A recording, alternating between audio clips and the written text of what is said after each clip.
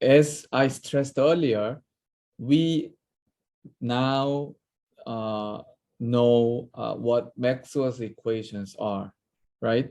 So the Maxwell's equations are composed of 4 equations about like divergence of electric fields and magnetic fields and the curl of electric field and magnetic field, right? So 4 equations. And then, of course, there are many interesting outcomes can be induced from Maxwell's equations, but the most interesting and most important thing is electromagnetic wave, right? And then we learned about, last time we learned about how an electromagnetic wave equation can be derived from Maxwell's equations, right? So we began with free space, right? And then and then we also assume there's no source. So here divergence of E and B are both 0, and then curl of E and B are just a time derivative of you know, the other waves and the other fields.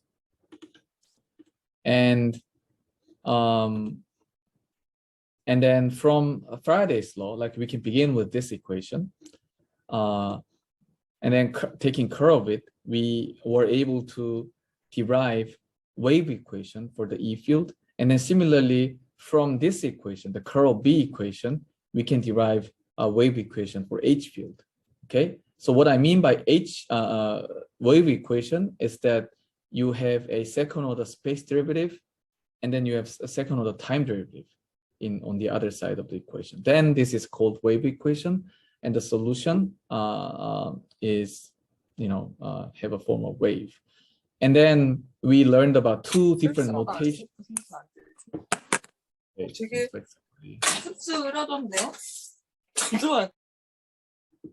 Okay, so somebody turned on the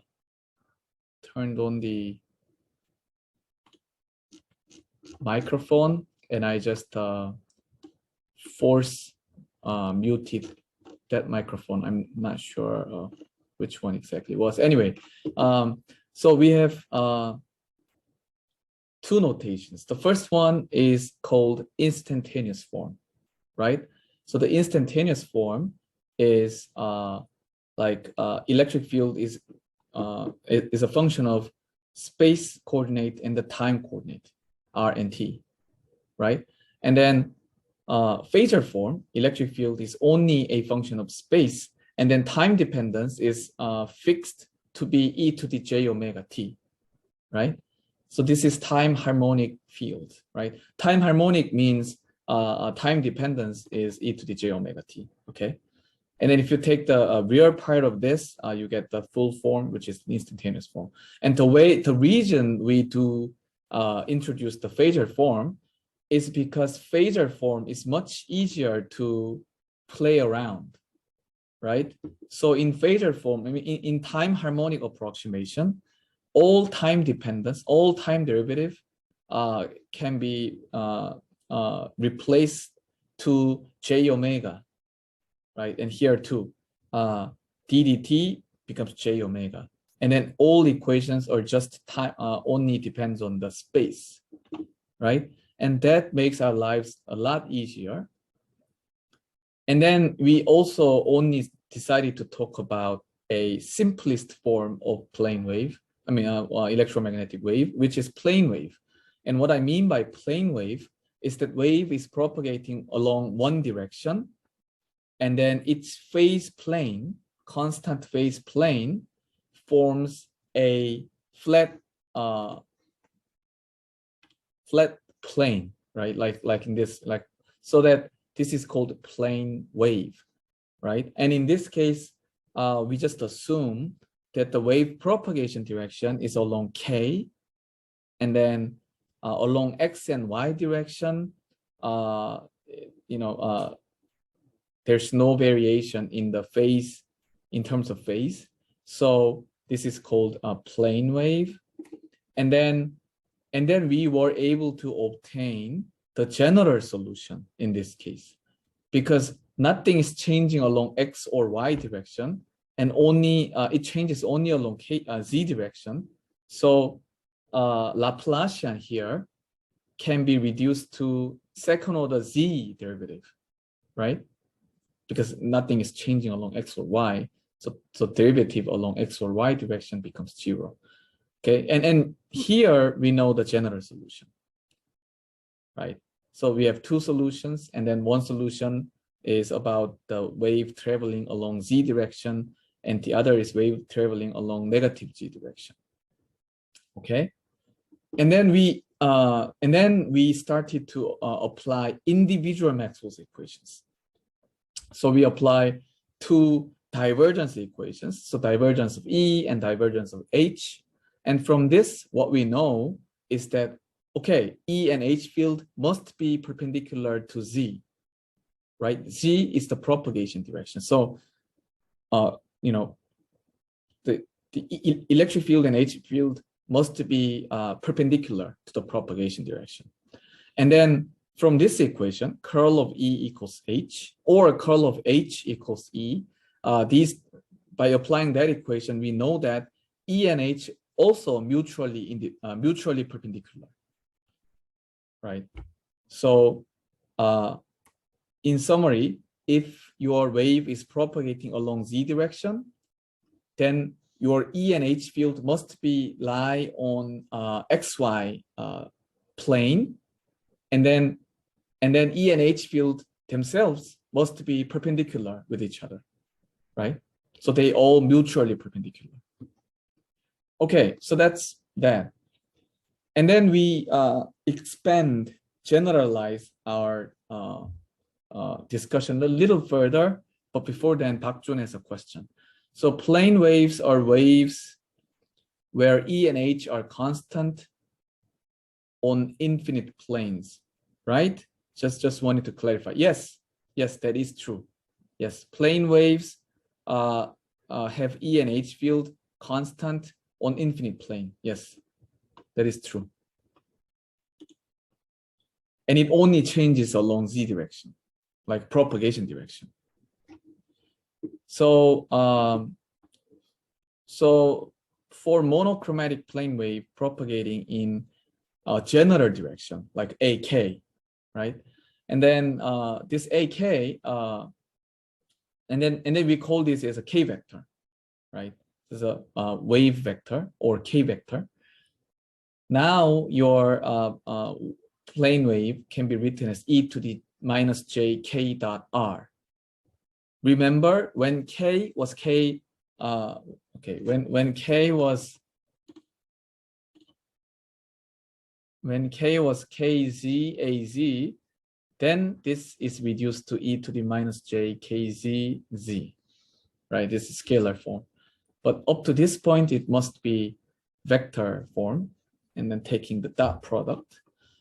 And then if you apply the same Maxwell's equation, divergence of E, divergence of H, we know that this reduced to K dot E and then K dot H.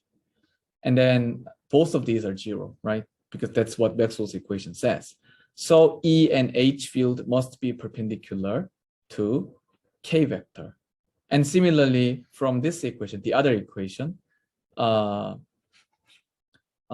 know that curl of E and H are perpendicular with each other, and then their relationship can be written like this.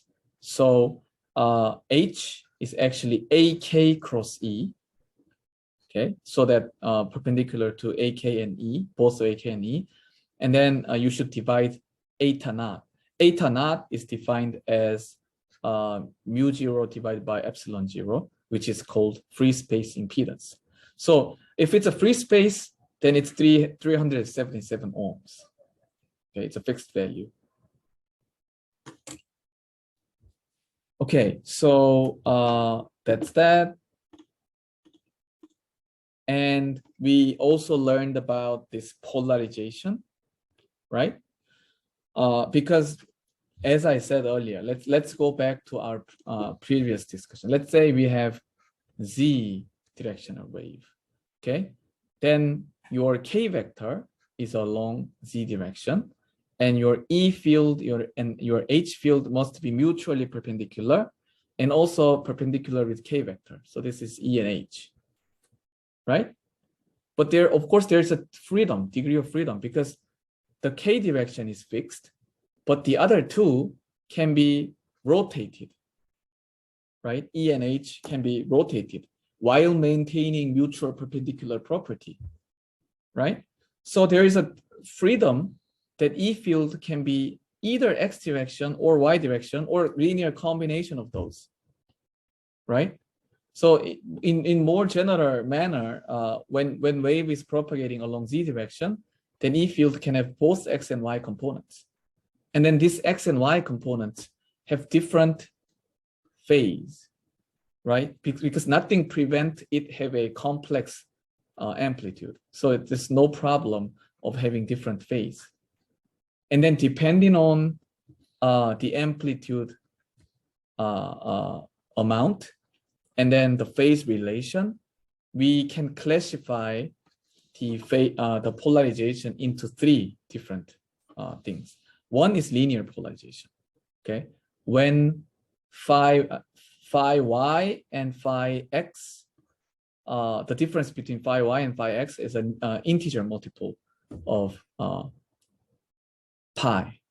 Then what happens is that, so even though, so let's say phi x and phi y are integer multiple, like different by integer multiple of pi, then this can be still written as a cosine function, cosine of same thing, phi x, right? Let's say, assuming that phi y was, say, phi x plus pi, then what happens is this is phi x plus pi, and then this is still same as cosine omega t minus kg plus phi x, and then you have negative sign in front, right? Anyway, this is still cosine, and here also still cosine, and what's inside are exactly same.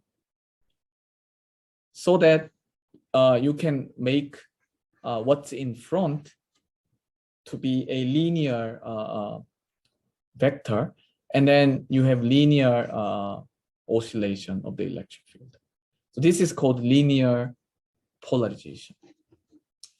What's different is when you have EX and EY to be the same. So this and that are exactly same, but phi X and phi Y are differed by half integer multiple of pi.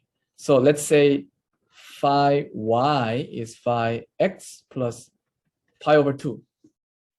Okay, so if you plug that in, then this is equal to sine of omega t minus kg plus phi x, right? Or is there a minus sign here? But anyway, with pi over 2, cosine function becomes sine function, right? So that so what's inside are actually the same here too. So so x component is proportional to cosine, and y component is proportional to sine, which means as time goes by, it just rotates, right? Because one is cosine and the other is sine, and then what's inside actually is increases as a function of time. So it just rotates. So this is circular polarization. And depending on whether the equation satisfies right-hand rule or left-hand rule, it depends on, it's called right circularly polarized or left circularly polarized. And then elliptic polarization is the case that is not associated with any of these two, any of the above two, okay? So this is how people classify the polarization. And of course, there are more than this. There is another more interesting properties like called orbital angular momentum of light, but I'm not gonna talk about it. Oops, what did I do? Okay, so I just share again. And yes, now And then we move to plane waves in lossless media. So now, so Songmin-chan asks a question. Which direction does R vector have in the previous slide? I guess Songmin-chan is talking about this problem, right? Is that true? I guess it's true. So so R vector is just a position vector. So if you want to know so let's say so you want to know the E field value at position XYZ, right? And this R value has this component like X Y G components. So this is just the position vector. Okay. So again, if I write more clearly, R is XAX, YAY, CAZ.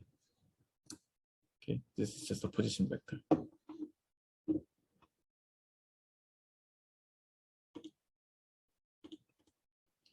Okay, so now plane waves in lossless media, everything's the same, but the only difference is that we have mu instead of mu0 and epsilon instead of epsilon 0 because we have material, right? But because the equation itself is exactly same, we have the same wave equation. But here the difference again is k vector. So k is epsilon mu omega, and then here previously this was epsilon 0 mu 0, but now it's not like that. It's just epsilon and mu. So we can write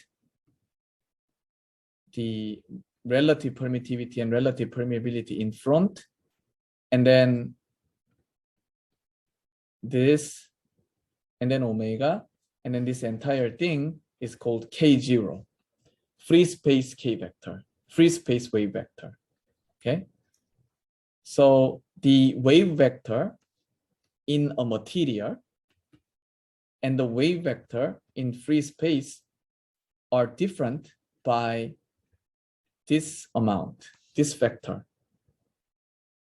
Okay, so this vector is called index of refraction or refractive index. This is 굴절률 in Korean. Okay, and then again, for most of the material, mu r is 1. It's just a non-magnetic. But epsilon r typically ranges from, I don't know, like 2 to 10. Okay, so let's say if epsilon r was 4, then what? Because mu r is almost always 1, so n becomes 2, right? So it's a refractive index becomes 2, which means your k vector in that material is 2 times longer than the k vector in free space. And the other way around, like if you look at here, if you compare the wavelength, which is an inverse k vector, the wavelength of a index 2 material is 2 times shorter than the free space wavelength, right? And then similarly, the phase velocity is also 2 times slower, right? So that's the only difference. Other than that, everything's same.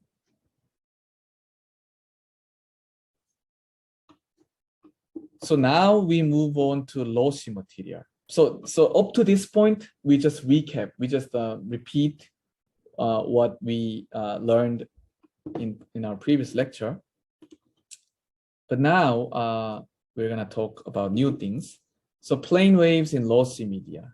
And as I said earlier, in lossy media, conductivity is non-zero. Okay, so that means if we have electric field then because of non-zero conductivity, there must be free current. So what makes difference here? Then that makes difference here in this thing, Ampere's law. So remember, curl of H was JF times what was it, like something like this, right? Something like this. Anyway, something similar to this. And then JF here now is non-zero, it's sigma E. So we should plug that in this case, right? So equation now looks a little different. How can we solve this problem? Well, we can define complex permittivity. So instead of like dealing with this separately, what we want to do is we want to define epsilon complex permittivity as a real permittivity here, minus J sigma divided by omega. Okay. Then if you multiply J omega here, what you get is, so if you multiply J omega here, it's J omega epsilon plus sigma, right? So if you multiply just E, then the equation is same as this. So instead of dealing with real epsilon, we just define complex permittivity, which is composed of real epsilon and the conductivity. Then again, the equation is same, right? We have the same mathematical form. And here the difference is that, again, now the K vector is epsilon mu omega, but here the epsilon is complex epsilon, right? So this, even though you take a square root, it's still complex. It's not a real number.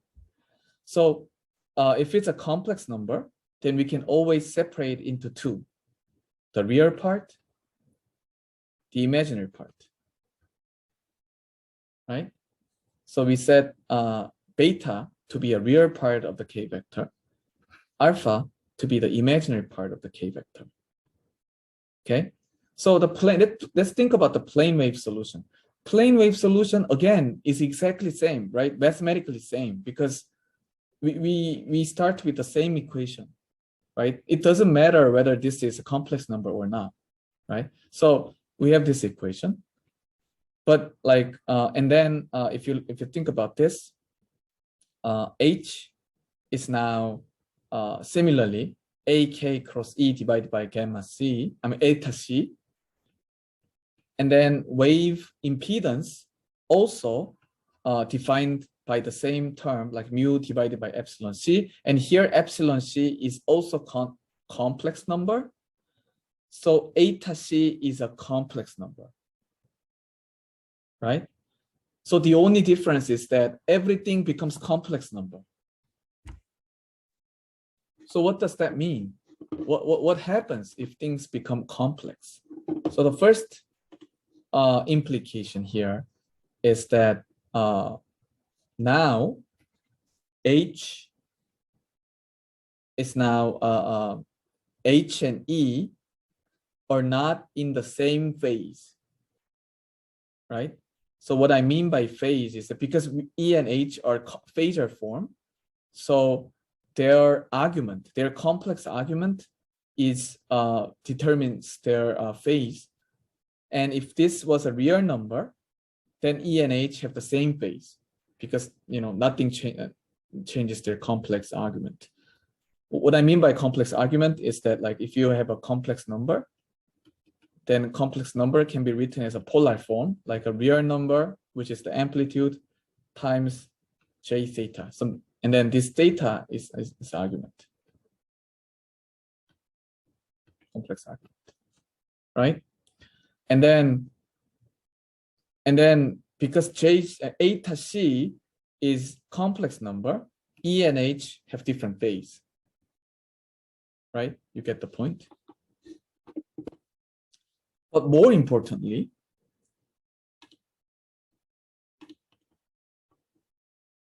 we need to talk about this.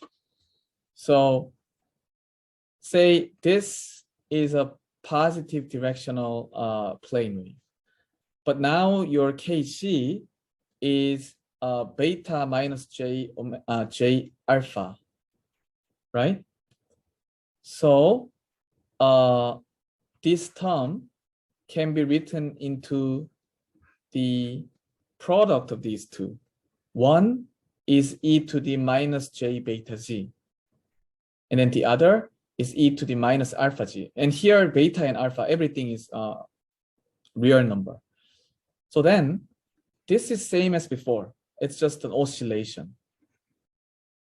But here, what's in front, e to the minus alpha z, is just an exponential decay. So as z increases, e to the alpha z exponentially decays, while e to the minus j beta z oscillates. So this alpha is called attenuation constant, because it tells you about the attenuation, the decay of the wave. And the beta is called phase constant, because it's about like phase propagation, right? And then in a closed form, alpha and beta can be written like this by using the omega, omega, epsilon, and sigma. Okay, and complex impedance can be also calculated, applying the similar terms. And the wavelengths and phase velocity are defined by beta in this case, because beta tells you about how it's oscillating. And then wavelengths and the phase velocity must be a real number. So you cannot simply take 2 pi divided by k, kc, right? Because kc is a complex number. Then lambda becomes complex, which doesn't make any sense. So we define lambda as a 2 pi over beta, which is only the real part of kc. And similarly, we define phase velocity.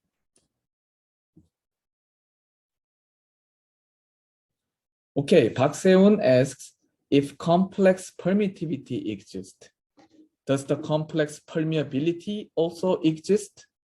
Yes. That is a very nice question, and that is true. So his question is this. Okay, so when we have non-zero sigma, we have complex permittivity. Then can we also have complex permeability? Yes, in general, you can have complex permeability. Okay, and then it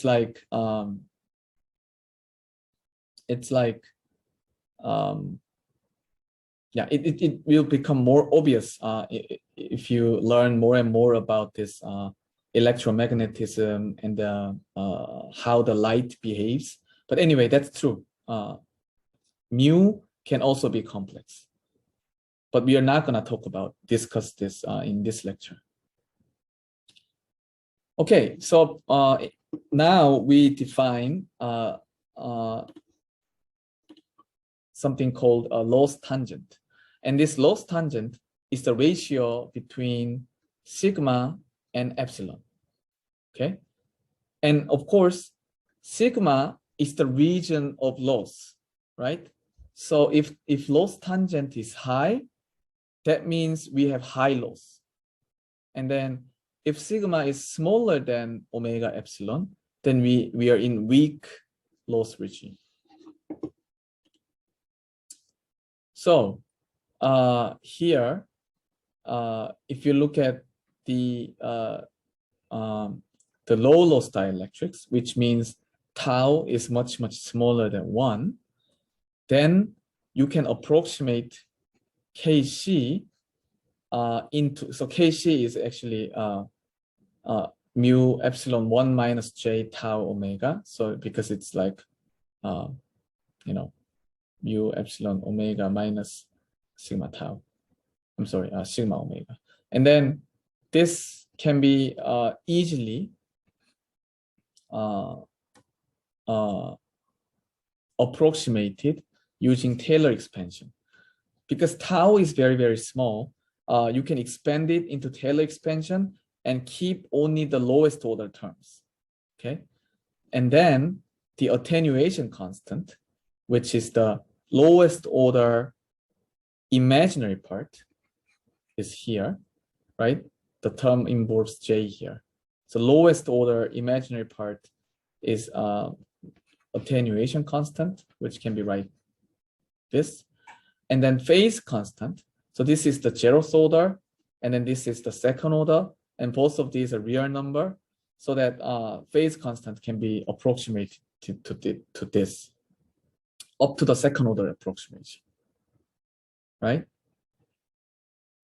And impedance similarly, if you have a similar equation, you can take you can do the Taylor expansion and can be approximated like this. And similarly, the wavelength and the phase velocity, which is inversely proportional to beta, can be approximated like this, right? So these are, I guess, relatively trivial steps. So I don't want to go into detail, but if you have any question, please let me know. What I've done here is that I first define loss tangent, which is the ratio between sigma and epsilon. And then if this loss tangent is very, very small, then we can use Taylor expansion. That's it. Okay. And the other way around, if the material is really good conductor, so that sigma is much, much larger than omega epsilon, then we are in the opposite side. So here, Kc can be written like this. And then now we can ignore the other term here, just because tau is much, much larger than 1. So if we ignore this, then the equation becomes j omega epsilon tau. And then this square root of negative j is just, can be written like this. Okay, so everyone knows this. So like in a complex plane, this is real plane and this is imaginary plane. Negative j is what? Negative j is here, right? Something here. And then, so we have like the angle. So in polar coordinate, it can be written like, something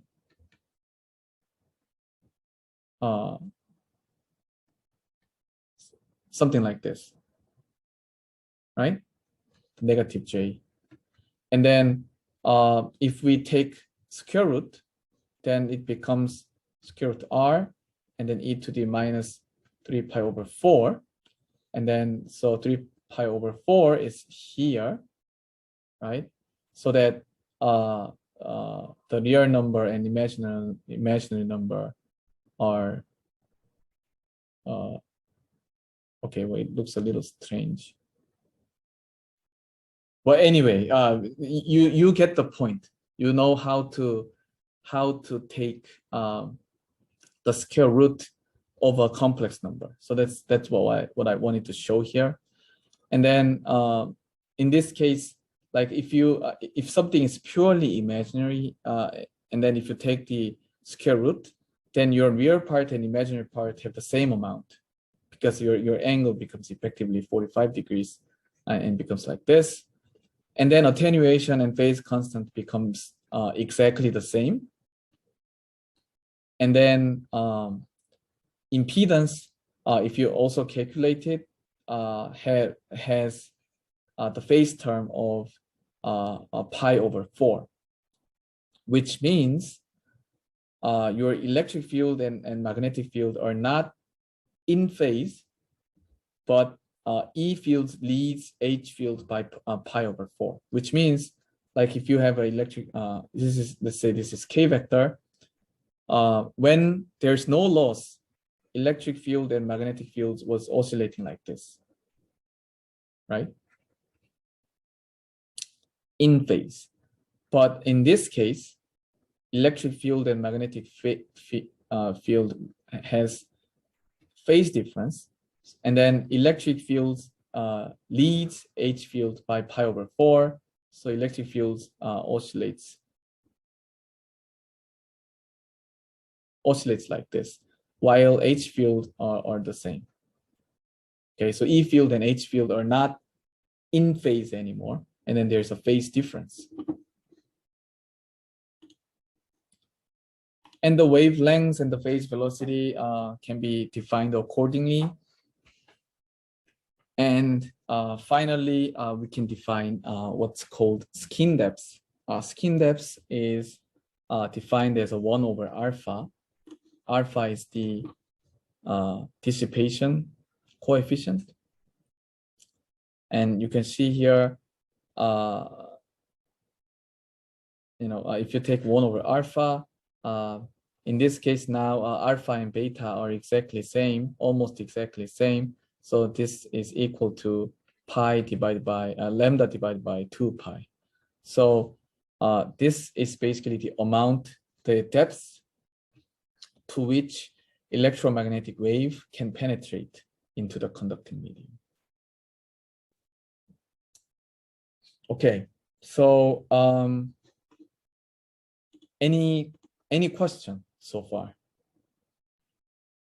Probably I'll go ahead and talk one more thing, and then I'll take the question, because this kind of concludes the complex permittivity thing.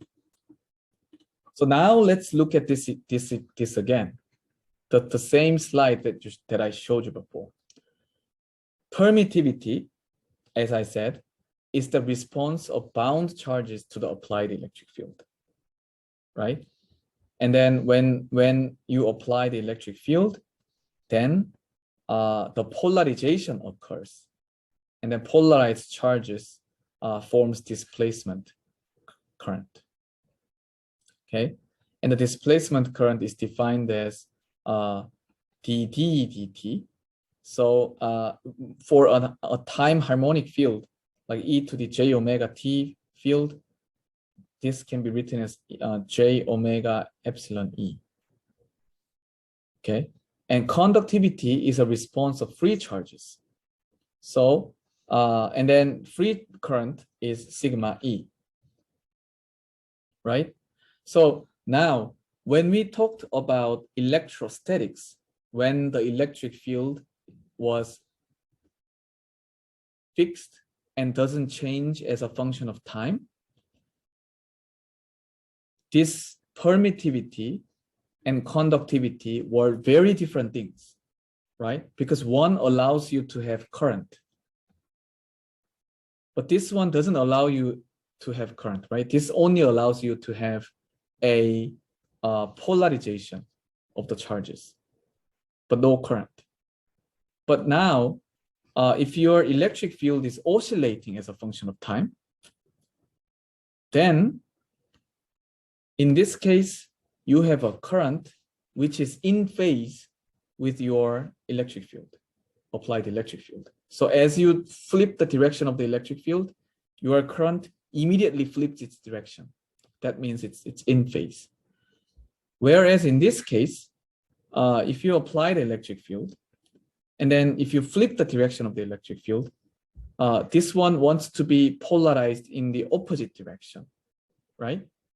And in order to have a polarization in the opposite direction, there must be current flow, right? If you want to change this polarization configuration to this polarization configuration, current should flow from here to there, right? So that current is called displacement current. And then that current is not in phase with the electric field. It's actually a 90-degree different in terms of phase. So we have J in front. Okay. So the bound charge response and the free charge response are actually both gives you current in AC condition, when the electric field is oscillating as a function of time, but they have different phase. Okay, so the free current contribution gives you kind of zero phase current contribution, and the displacement current comes with the 90-degree different phase. Okay, and the combination of this is called complex conductivity or complex permittivity. You can define in either way. Okay, so complex means in this case it have different phase, right? So now if you look at, and also the rear part of the the rear part of the conductivity is actual current, and the imaginary part of the conductivity is displacement current. And similarly, rear part of epsilon is the rear epsilon, and imaginary part of epsilon is conductivity. So epsilon imaginary part is associated with loss. So now if you look at typical materials, so this is typical material, how typical material respond to as a given frequency.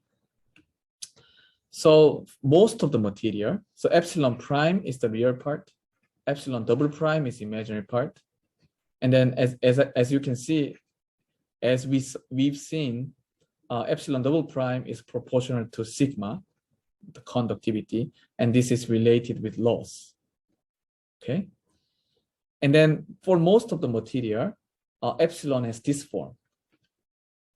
The real part is almost flat up to certain frequency, and then it has basically 3 resonances due to different origin. So the one in the visible frequency, like 10 to the 15 hertz, is visible frequency. And in visible frequency, what's happening is that electrons oscillate, and then electron oscillation resonate with at these frequencies. And because of that, we have strong absorption and the change in permittivity, rear part of the permittivity.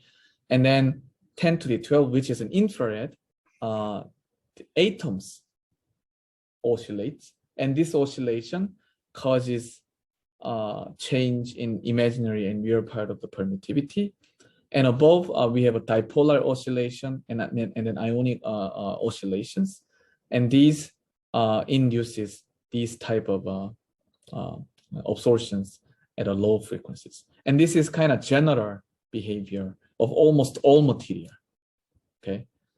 Which I will not go into detail, but I just wanted to introduce that this is the case. Okay, so before we move on to energy and force of electromagnetic wave, do we have any question?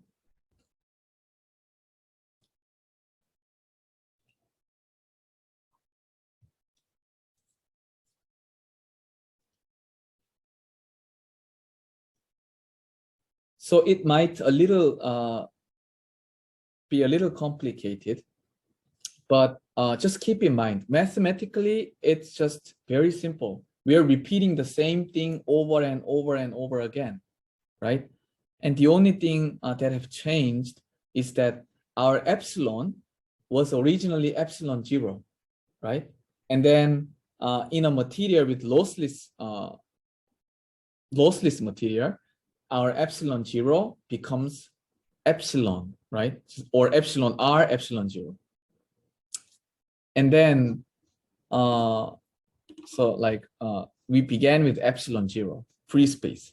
And then lossless medium, it becomes epsilon r, epsilon 0. And then lossy medium, we define a complex permittivity, which is epsilon r, epsilon 0. I forgot, like it was sigma and omega here. Anyway, so something like this, right?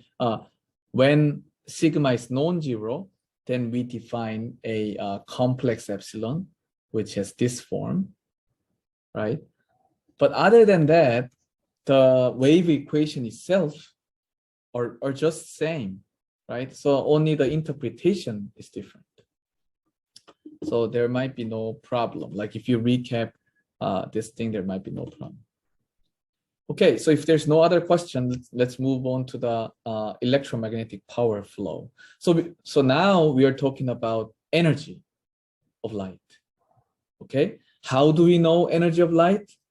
Well, conveniently, we already know the energy density.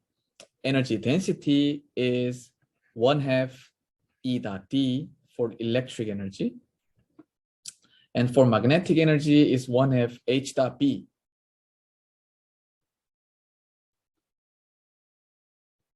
Right? So what we want to do is, let's say we want to know how the energy density changes as a function of time. Okay, so now then we need to take time derivative of 1/2 E dot D and H dot B, and if you do it, this can be reduced to E dot dd dt, and this can be reduced to H dot dB dt. Okay, because E and H are E and D are basically the same thing, and then H and B are basically the same thing. So you can you can do it, right? You know how to expand this thing, right? It's just dot D plus E dot T, and then actually E and D can be replaced because it's associated with epsilon, like T is epsilon E, and assuming that epsilon is not depending on time, we can always switch this, and then we can get this equation. And similarly for the H and B, we can get this equation.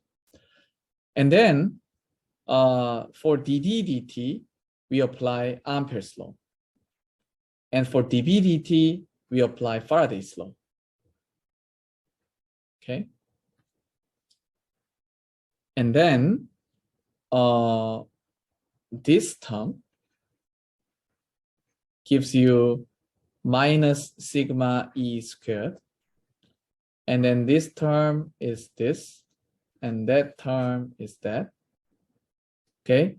And then if you combine this term into one, it becomes like this. So E cross H we define as a pointing vector. Okay, pointing, it's not like pointing, okay?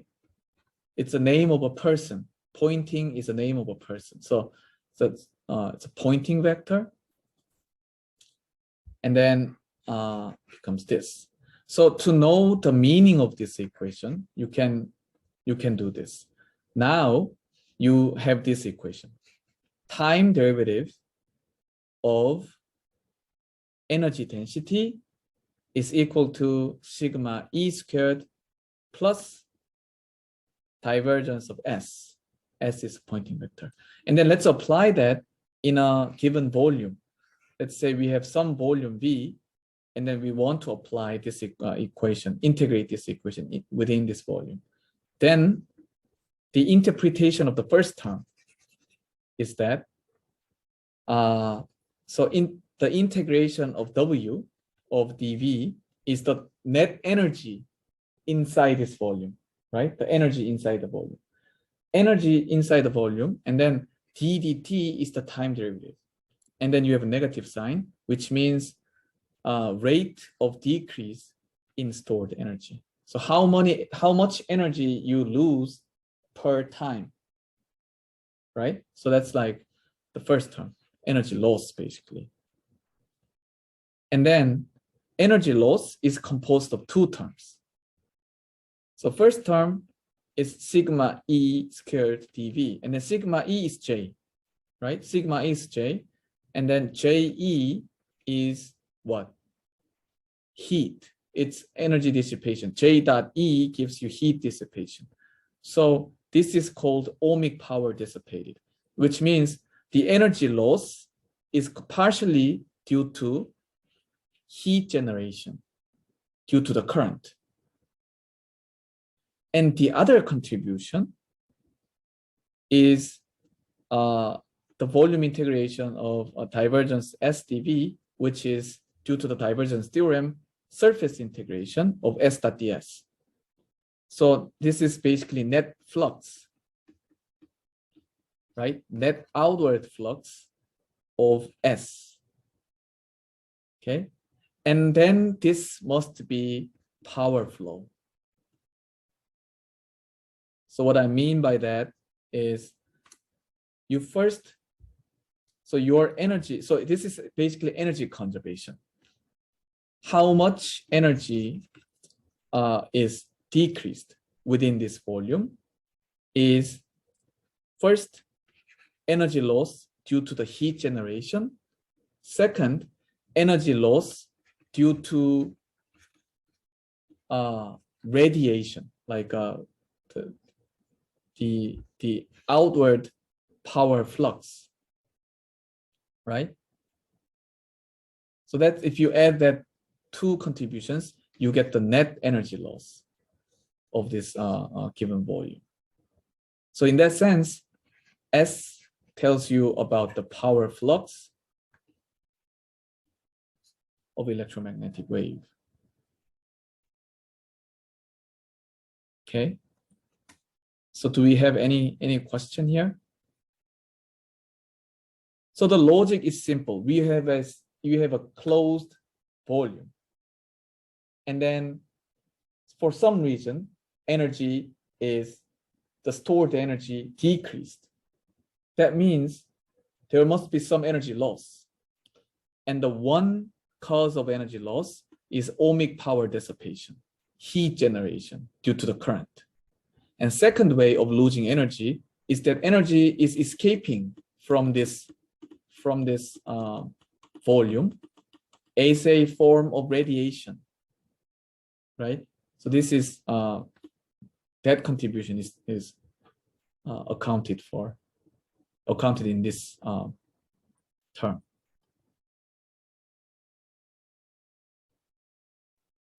So everyone's following?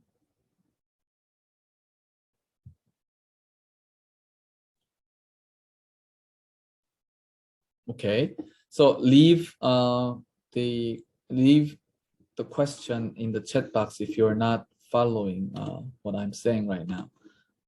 So now S, the pointing vector, is the power flux. Okay, so power flux per area, and then this pointing vector, if you take the time average of a pointing vector, which is you can just integrate the pointing vector from 0 to t, one period, and divide it by 1 over t, then you can get so your time averaged pointing vector can be written as 1/2 real part of epsilon cross h conjugate r. This is the proof of this but I just don't want to spend too much time on it. Okay, you can just follow it. So definition of pointing vector is E cross H in instantaneous form here. Okay, and then if you want to obtain the time averaged pointing vector, that can be written by using phasor form of E and H, like this: 1/2 E real part of E cross H conjugate. Okay, you can, if you follow this, you will realize this is easy to derive. So the total time averaged power crossing a surface S, of course, you can just take a surface integration of S, right?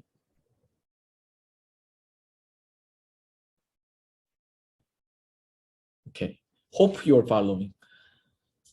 So so how does it range? Like, to give you some sense, electromagnetic power flow, a strong laser pointer, like a green laser pointer, have a power of 1 to 5 milliwatt. Okay, 1 to 5 milliwatt. And then DVD burner uses also laser, and it consumes about 250 milliwatts. And if it becomes a even stronger laser, so like CO2 laser typically uses for the dentist, and this can melt out some of the tissues, and this has the energy of 30 to 100 watt. And you also probably heard about laser cutting. So using the laser, you can cut like steel plate or many other things. And then that power is about 100 to 300 watt. And then finally, laser weapons like a missile defense and laser weapons needs to melt down, for instance, spacecraft or missile within a very short time. So its power typically ranges from 10 kilowatt to like 1 megawatt. And well, another interesting application about the laser is that also, like, this project is actually, I'm a part of it. There's a project named Breakthrough, like Breakthrough Foundation, like Light Sail project. And this project is a project in the United States, and I'm a part of it. Their plan is to create like extremely powerful laser, like laser power of 10 gigawatt. So it's much stronger than this, right? 10,000 times stronger than this.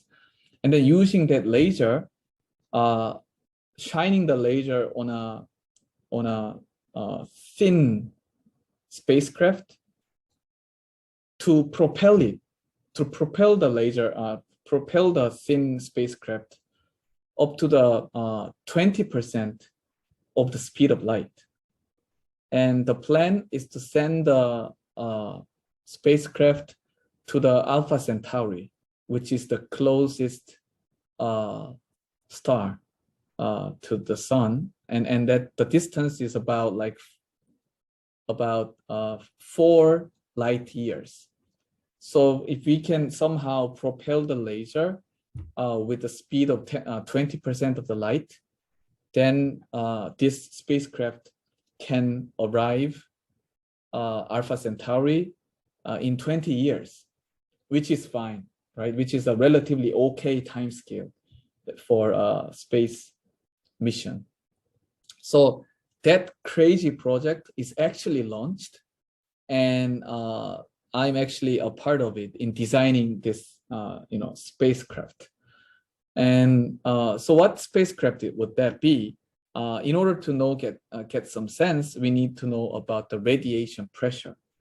So this radiation pressure is like, so the idea again is shining laser to a very thin spacecraft to propel it with speed of light up to the 20% of the speed of light. Then there should be momentum transfer, right, in order to push it. But you may not feel any momentum from a laser, like in your experience. Like, let's say you shine a very strong laser on your palm, you don't feel any push, right? It doesn't feel like there's any momentum here. And that is because light actually has non-zero momentum, but the amount is very, very small compared to its energy. So if you look at this, in order to get the pressure, radiation pressure, you need to divide your Poynting vector by speed of light. I don't want to go into the detail or derive anything to get this, but the radiation pressure is like you can obtain it by dividing S by speed of light, and because you have a denominator, speed of light as a denominator, this value becomes very, very small. Okay, but even still, if we have a strong enough laser and then thin enough spacecraft, then we can propel it with the laser, and that's the plan. It's a crazy plan indeed, but like it's actually an ongoing project, and there will be an annual meeting in just 2 weeks actually, and then I need to give a presentation about our recent update about it.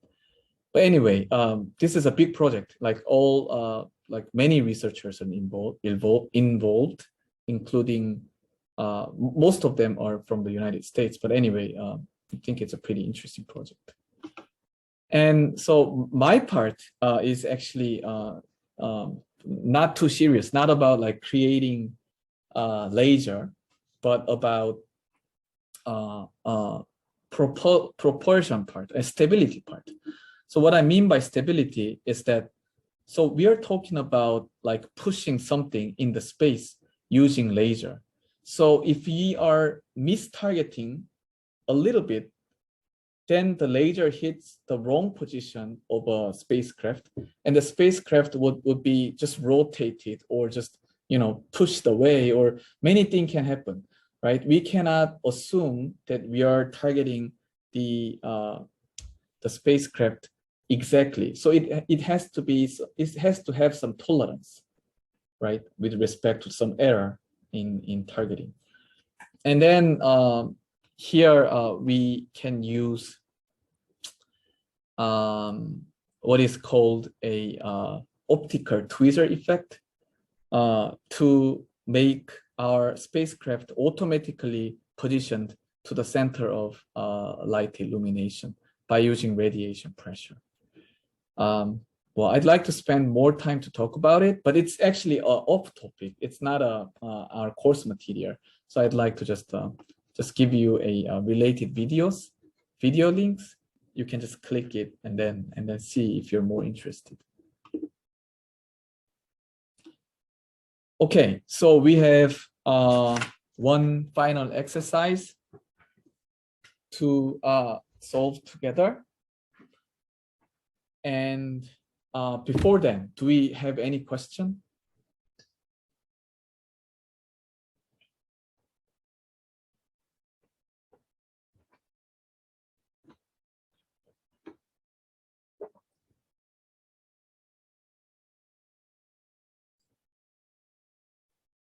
Okay, well, if you have any, you can just leave your question here. So let's do the exercise. This exercise also appears many times in graduate school admission exam at KAIST.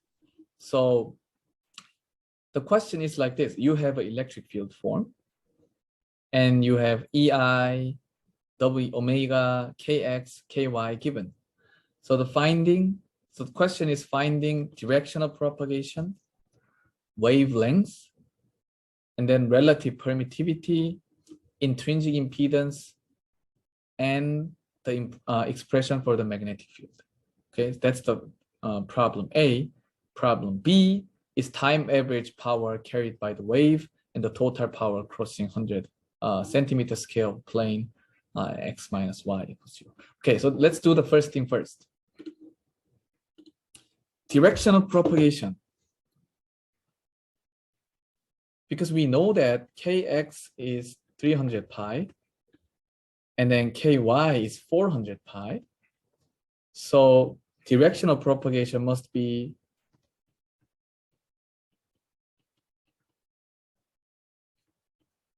this, right? 3-to-4 ratio of x and y direction. That's pretty easy. Now, wavelength. Wavelength is 2 pi over k. And we know that kx is this and ky is that. So k must be what? 500 pi meter inverse. So 2 pi, 500 pi is what? 250 over 1, which means 1.004 meters. So 4 millimeters, right? It's not too difficult, I guess. And then we want to know the relative permittivity. How do we know it? We first need to calculate, so because we know k, which is 500 pi, and we want to know k0, and then we want to take the ratio between these two, right? How do we know k0? K0 is omega over c. And then omega is 5 pi times 10 to the 10 second inverse, and c, the speed of light, is 3 times 10 to the 8, right? Meters per second. So it's like 5 pi 3 10 to the 2. So 500 pi divided by 3 per meter is kg. So now taking the ratio of these two, k divided by k0 is what? 3, right? 3. 3 is what? N, right? N is what? Epsilon r mu r. And then because we say non-magnetic material, which means mu r is 1. So that epsilon r is 9. Right? So that's what I want you to do. And then intrinsic impedance was what? Like it's like epsilon divided by mu, or mu divided by epsilon. I always confused about this, but you can you know what that is. So if you look at the answer, yeah, actually a mu divided by epsilon. So mu divided by epsilon is mu 0 divided by epsilon 0, epsilon r, and because epsilon r is 9, so and then we already know the free space impedance, which is 120 pi or 377 ohms. So divided by 3, that gives you 40 pi. Okay, about like 120 something, or 130 something. Anyway, and then h equals AK cross E divided by eta. Eta is given here, E is given here, AK is given here. So you just plug everything in, you get the H expression. So now you have E and H expression. So the next question becomes straightforward. So the next question is this. Because you already know E and H field. So S is just E cross H. You can easily get. Okay. And then time average Poynting vector, as I said, you can just time integrate this in along T from 0 to T, and then divide it by T, and you get 0.2 pi AK. Okay, so AK again is along so 3 to 4, like this is AK direction. And now the question is, find the total power crossing 100 centimeters squared. So now the total power crossing 100 centimeters squared. So the direction of Poynting vector is along AK, and then direction of this surface is defined differently, right? Because the surface is x minus y equals 0, and the surface direction is defined like this, right? minus square root 2 ax plus square root 2 ay. So this is the direction of the surface. Because direction of the surface and the direction of the pointing vector is different, we need to take a dot product to get the component that is parallel with each other. And the amount of surface area was 100, and then 100 centimeters squared, and then pointing vector was given like this.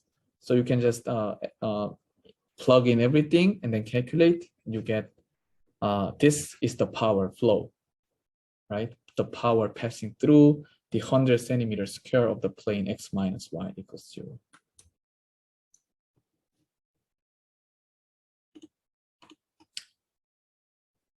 Right. So this is it. This is it for chapter 11.